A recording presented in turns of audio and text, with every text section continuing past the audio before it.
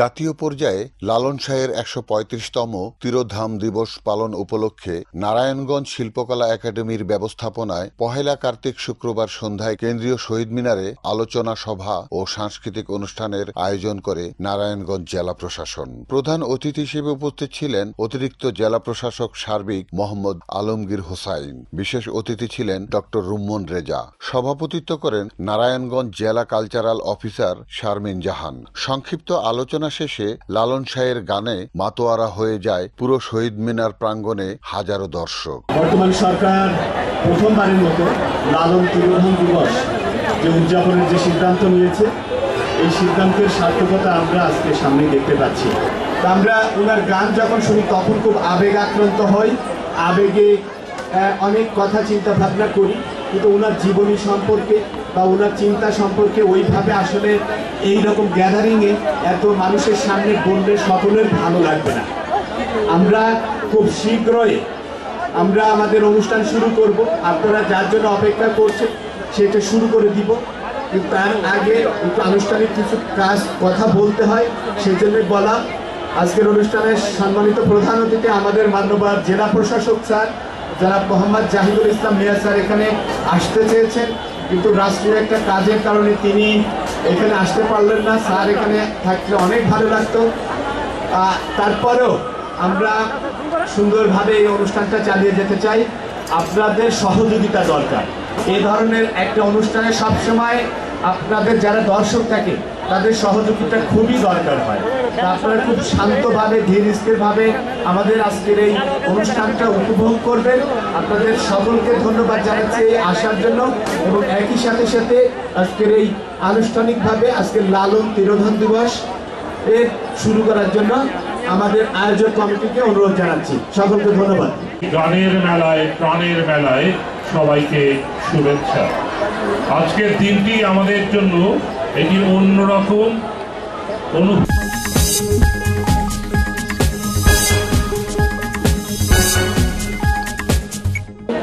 লালনের তিরোধাম দিবস জাতীয়ভাবে পালিত হচ্ছে। এমন সময়ে এই লালন তিরোধাম দিবস পালিত হচ্ছে যেটা আমাদের জাতীয় জীবনে গুরুত্বপূর্ণ।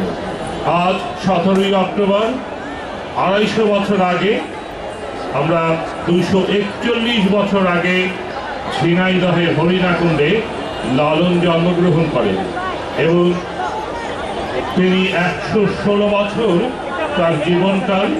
135তম তিরোধাম দিবস আজকে পালিত হচ্ছে।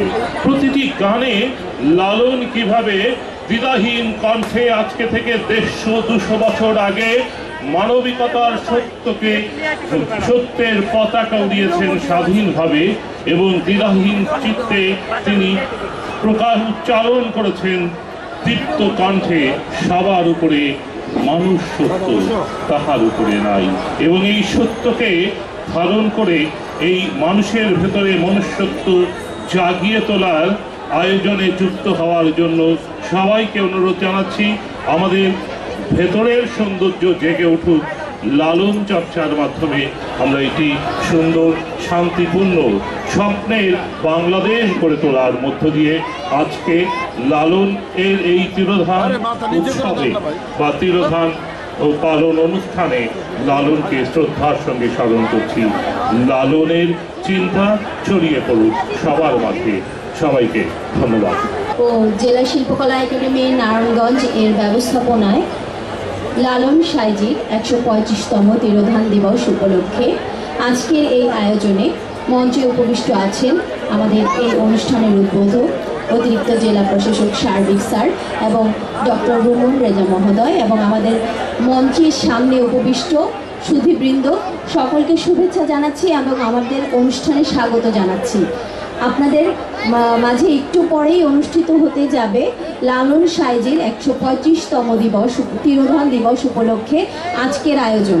আজকের আয়োজনে যারা অংশ নিয়েছেন, নারায়ণগঞ্জ জেলার যারা শিল্পী আছেন তারা অংশ নিচ্ছে জেলা শিল্পকলা একাডেমি নারায়ণগঞ্জ এর প্রশিক্ষণার্থীবৃন্দ, শিক্ষকবৃন্দ এবং বাংলাদেশ শিশু একাডেমির প্রশিক্ষণার্থী ও শিল্পীবৃন্দ সকলকে আমাদের এই অনুষ্ঠানটি দেখার আমন্ত্রণ জানাচ্ছি। এবং আমি একটা বিষয় একটু অনুরোধ করব যে আমাদের স্যার যেমন বললেন, আপনারা সকলে মিলে আমাদের এই অনুষ্ঠানটি সফল করার জন্য সহযোগিতা করবেন, কারণ এই অনুষ্ঠানটি আপনাদের জন্যই। আমরা লালন সাঁইজি সম্পর্কে জানতে চাই এবং আজকের এই অনুষ্ঠানটি গানের মাধ্যমে আপনারা লালন সাঁইজি সম্পর্কে জানবেন, কারণ লালন আমাদের জীবন আদর্শ এবং লালন আমাদের আয়নার মতো জীবনে কাজ করে। আমি অনুরোধ করব আপনারা সকলেই আমাদের সহযোগিতা করবেন এবং শেষ অবধি অনুষ্ঠানের উপভোগ করবেন।